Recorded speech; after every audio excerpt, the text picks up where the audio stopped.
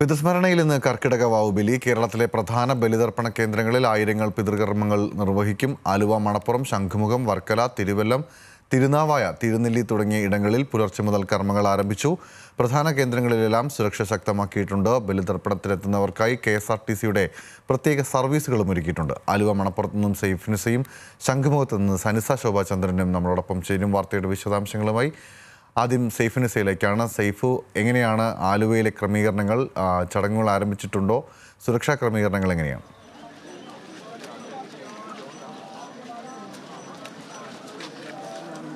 Gautam, good morning. Aluva, മണപ്പുറത്ത് ബലിതർപ്പണ ചടങ്ങുകൾ ആരംഭിച്ചിരിക്കുകയാണ്. ഇന്ന് പുലർച്ചെ 2 മണി മുതൽ ബലിതർപ്പണ ചടങ്ങുകൾ ആരംഭിച്ചിരുന്നു. ഇന്നലെ രാത്രി തന്നെ ഇവിടേക്ക് ഭക്തജനങ്ങളുടെ തിരക്കായിരുന്നു. പുലർച്ചെ 2 മണിക്ക് ക്ഷേത്രത്തിൽ പ്രത്യേക പ്രാർത്ഥനകൾക്ക് ശേഷമാണ് ബലിതർപ്പണ ചടങ്ങുകൾ തുടങ്ങിയത്. ആയിരക്കണക്കിന് ആളുകളാണ് ഇപ്പോൾ ആലുവ, മണപ്പുറത്ത് ബലിതർപ്പണത്തിനായി എത്തിയിരിക്കുന്നത്. ഈ പുലർച്ചെ 2 മുതൽ തുടങ്ങിയിരിക്കുന്ന ബലിതർപ്പണ ചടങ്ങുകൾ ഇന്ന് ഉച്ചയ്ക്ക് 3 മണി വരെ തുടരുകയും ചെയ്യും. ഏകദേശം 3 മണി വരെയാണ് ബലിതർപ്പണത്തിനുള്ള സമയമുള്ളത്. ആലുവ, മണപ്പുറത്ത് മാത്രമല്ല, എറണാകുളം ജില്ലയുടെ വിവിധ ഭാഗങ്ങളിൽ ഈ ബലിതർപ്പണ ചടങ്ങുകൾ നടക്കുന്നുണ്ട്. ചേലാമറ്റം ക്ഷേത്രത്തിലും ബലിതർപ്പണ ചടങ്ങുകളുണ്ട്. അവിടെയും ഇതിനായി പ്രത്യേക ക്രമീകരണങ്ങളും 1000 പേർക്ക് ഒരേ സമയം ബലിതർപ്പണം നടത്താനുള്ള ബലിത്തറകളൊക്കെ തന്നെ ഒരുക്കിയിട്ടുണ്ട്.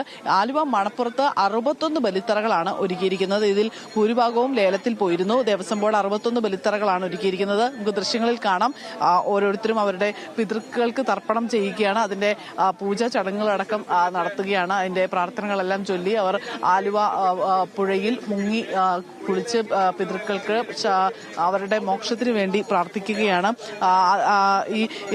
ഇതിനുവേണ്ടി, അതായത് ആലുവ, മണപ്പുറത്തെ ബലിതർപ്പണ ചടങ്ങുകൾ ഏറെ പ്രശസ്തമാണ്. അതുകൊണ്ട് തന്നെ ഇവിടേക്ക് ആയിരക്കണക്കിന് ആളുകൾ വരുമെന്നത് മുന്നിൽ കണ്ടുകൊണ്ട് അതിനുവേണ്ട ക്രമീകരണങ്ങളെല്ലാം തന്നെ ഒരുക്കിയിരുന്നു. പ്രധാനമായും ഗതാഗത നിയന്ത്രണമാണ്. ഈ ഭാഗത്തേക്ക് ഇന്ന് ഉച്ചയ്ക്ക് 2 മണിവരെ ഗതാഗത നിയന്ത്രണമുണ്ട്.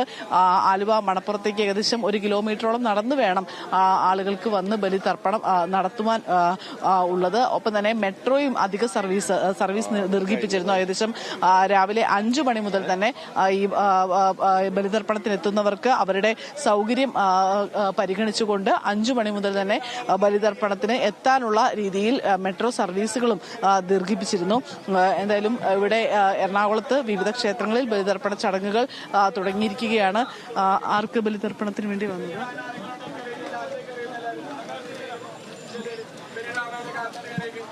ബലിതർപ്പണത്തിനായി ആളുകൾ എത്തിക്കൊണ്ടിരിക്കുകയാണ്. ഓരോരുത്തരും അവർ തർപ്പണം നടത്തുവാനായി പോകുന്ന ദൃശ്യങ്ങളാണ് കാണുന്നത്. വിവിധ ഭാഗങ്ങളിൽ നിന്ന് ആളുകൾ എത്തിയിട്ടുണ്ട്. പോലീസിന്റെ, അതായത് 500ഓളം പോലീസുകാരെയാണ് ഇതിനുവേണ്ടി പ്രത്യേകമായി നിയോഗിച്ചിരിക്കുന്നത്. സുരക്ഷാ ക്രമീകരണങ്ങളടക്കം വേണ്ടി 500ഓളം പോലീസുകാരെ നിയോഗിച്ചിട്ടുണ്ട്. കഴിഞ്ഞ ദിവസങ്ങളിലൊക്കെ തന്നെ ഈ പെരിയാറിൽ ജലനിരപ്പ് ഉയർന്നതോടുകൂടി അവിടെ വെള്ളം കയറുകയും ചെളി നിറയുകയൊക്കെ ചെയ്തിരുന്നു. ഈ ചെളിയൊക്കെ നീക്കം ചെയ്ത ശേഷമാണ് ഇന്ന് ബലിതർപ്പണ ചടങ്ങുകൾക്കുള്ള ഒരുക്കങ്ങളൊക്കെ ഏർപ്പെടുത്തിയിരിക്കുന്നത്. ഈ ആലുവ പുഴയുടെ തന്നെ കുറച്ച് അപ്പുറത്തേക്ക് പോകാതിരിക്കാനായി പ്രത്യേകം ബാരിക്കേഡ് വെച്ച് നിയന്ത്രിച്ചിട്ടുണ്ട്. കാരണം നല്ല ഒഴുക്കുണ്ട്, അടിയൊഴുക്ക് ശക്തമായുള്ള സമയമാണ്. അതായത് കിഴക്കൻ മേഖലയിൽ നിന്ന് വെള്ളം അതിശക്തമായി വരുന്നുണ്ട്.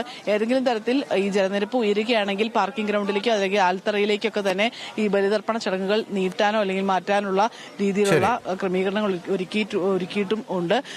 ബലിതർപ്പണം നടത്തി ഓരോരുത്തർ മടങ്ങുന്ന കാഴ്ചകൾ നമുക്ക് കാണാം. ഒരേ സമയം ആയിരക്കണക്കിന് ആളുകൾക്ക് ബലിതർപ്പണം നടത്താനുള്ള ക്രമീകരണങ്ങളാണ് ഇവിടെ ഒരുക്കുകയും ചെയ്തിരിക്കുന്നത്. പുലർച്ചെ 2 മണി മുതൽ തുടങ്ങിയ ബലിതർപ്പണ ചടങ്ങുകൾ 3 മണി വരെയായിരിക്കും ഉണ്ടാവുക.